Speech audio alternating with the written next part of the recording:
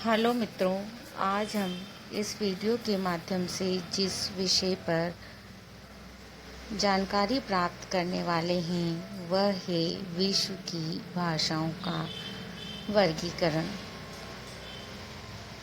हम अपने विषय पर आगे बढ़ें उसके पूर्व यदि आपने हमारे लिंक को अभी तक सब्सक्राइब नहीं किया है तो पहले आप लिंक को सब्सक्राइब कर बेल आइकन बजा दीजिए ताकि हमारी आगामी वीडियो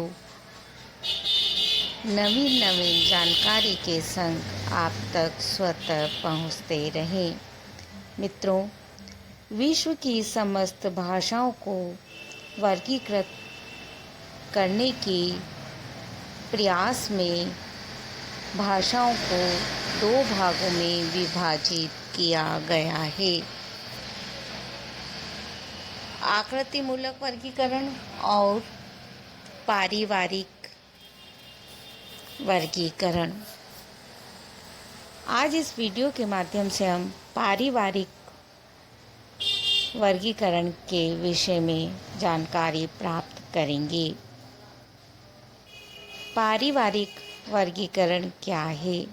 जैसे एक परिवार होता है, उसमें किसी भी बालक का अपने माता पिता से रक्त संबंध होने के कारण कुछ विशेषताएं माता पिता के समान होती हैं, परंतु उसकी स्वयं की अपनी कुछ विशिष्टताएं भी अवश्य होती हैं। और जब उसकी अगली पीढ़ी आती है तो उसमें अपने माता पिता दादा दादी से संबंधित कुछ विशेषताओं के साथ अपनी कुछ विशेषताएं अलग होती हैं।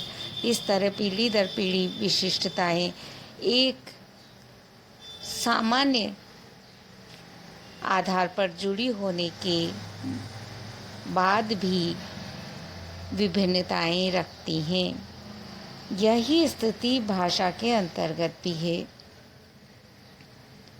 इसलिए जब हम भाषा के पारिवारिक वर्गीकरण के अंतर्गत चर्चा करते हैं तो हम ऐतिहासिक क्रम को विशेष रूप से देखते हैं और ऐतिहासिक क्रम को देखने के कारण ही इस वर्गीकरण का एक नाम ऐतिहासिक वर्गीकरण भी रखा गया है।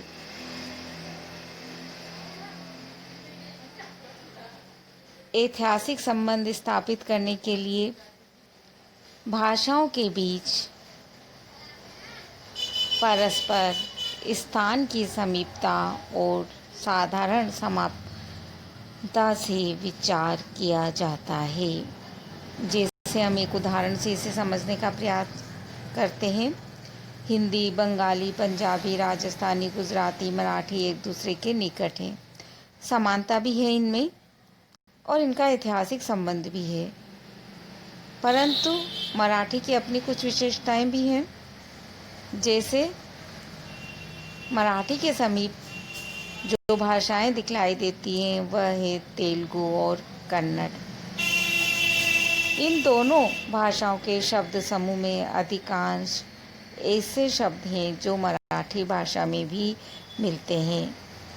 तब भी मराठी का इनसे ऐतिहासिक संबंध नहीं है, इसलिए केवल शब्द समूह की समानता से इस प्रकार का संबंध स्थापित नहीं होता। 4 प्रकार के शब्द समूहों के माध्यम से हम इस वर्गीकरण को देख सकते हैं कि किस तरह के शब्दों को हम इनमें शामिल करेंगे। सबसे पहले हम लेते हैं तो वह आता है ऐसे शब्द समूह जो संपूर्ण समुदाय में प्रयोग होते हैं। जिस समुदाय में वो भाषा बोली जाती है उस समुदाय में संपूर्ण समुदाय उनका प्रयोग करता है। जैसे सर्वनाम शब्दों का प्रयोग, संख्यावाचक शब्दों का प्रयोग और क्रियात्मक शब्दों का प्रयोग। उठना, बैठना, जाना, आना, 1 2 3 4, माता पिता, वह, उनसे, तुम, इन शब्दों का प्रयोग जैसे संपूर्ण समुदाय द्वारा किया जाता है। ऐसे ही कुछ शब्द ऐसे होते हैं जो सभी व्यक्ति व्यवहार में नहीं लाते, परंतु उन्हें समझते अवश्य हैं, जैसे ओढ़ना, बिछाना, पहनना। इसी तरह से कुछ शब्द इस तरह के भी होते हैं जो सभी व्यक्तियों, पढ़े लिखे व्यक्तियों के द्वारा प्रयोग लिए जाते हैं, क्योंकि वह काम भी उन्हीं के आते हैं, जिसे लिखना, पढ़ना, कलम, किताब, मेज, कुर्सी इत्यादि। इसी प्रकार कुछ शब्द ऐसे भी होते हैं जो केवल विशेष कलाओं या विद्याओं से संबंधित होते हैं, और जो उन्हें काम में लेता है उसी के वह शब्द काम में आते हैं। काव्य शास्त्र, भाषा विज्ञान, काव्य कला इत्यादि शब्द इसी प्रकार के होते हैं। तो इस प्रकार जब हम दो भाषाओं के बीच समानता की बात करते हैं तो हमें उनमें शब्दों की एक रूपता नहीं बल्कि समानता देखनी होती है। ये समानता कैसे देखनी होती है? जैसे हम हिंदी और संस्कृत से ज़्यादा परिचित हैं, इसे उदाहरण के रूप में लेते हैं।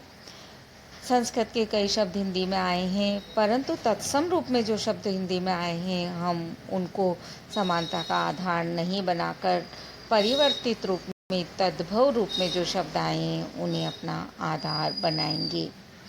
जैसे पत्ता, गया, हाथ, इन्हें हम आधार बनाएंगे, न कि पत्र, गत, हस्त को आधार बनाएंगे। इस तरह हम समानता को देखेंगे।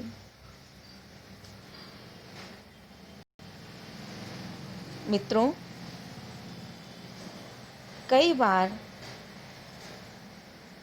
शब्दावली की समानता में व्याकरणगत समानता को भी देखा जाता है, क्योंकि ये ज़्यादा महत्व भी रखती है। कई बार ऐतिहासिक संबंध न रखने वाली दो अलग अलग भाषाओं में बोलने वाले लोगों के व्यापार के कारण, उनकी हार जीत के कारण, यात्रा के कारण, एक दूसरे के अत्यधिक निकट रहने के कारण उनकी भाषा में आदान प्रदान होता है और घनिष्ठ संबंध हो जाते हैं। तो कुछ बोलचाल के शब्द या मुहावरे उनकी भाषा में आ भी जाते हैं। इस तरह से हम भाषा के पारिवारिक क्रम को देखते हैं और इस आधार पर पारिवारिक भाषा को 4 भागों में मूल रूप से विद्वानों ने विभाजित किया है। वह है अफ्रीका खंड, यूरेशिया खंड, प्रशांत महासागरीय खंड और अमेरिका खंड। सबसे पहले हम देखते हैं अफ्रीका खंड। इसमें 4 प्रकार के भाषा परिवार हैं। बुशमैन परिवार, बांटू परिवार, सूडान परिवार, हेमेटिक, सेमेटिक परिवार। दूसरा खंड होता है यूरेशिया खंड। इसमें 9 भाषा परिवार हैं। सबसे बड़ा और मुख्य जो भाषा परिवार इनका है वह है भारोपी भाषा परिवार। अगले हैं द्राविड़ परिवार, बुरुस्की परिवार, कांकेशीय परिवार, यूराल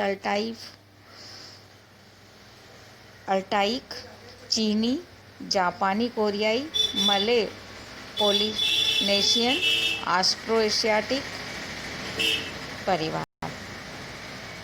तीसरा है खंड प्रशांत महासागरीय खंड।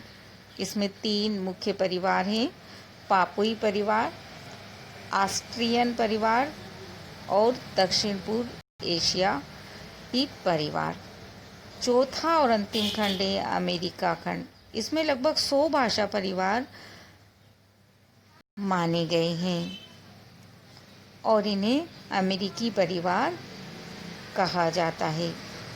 इस तरह से जो भाषा का पारिवारिक वर्गीकरण है वह 4 भागों में विभाजित किया गया है।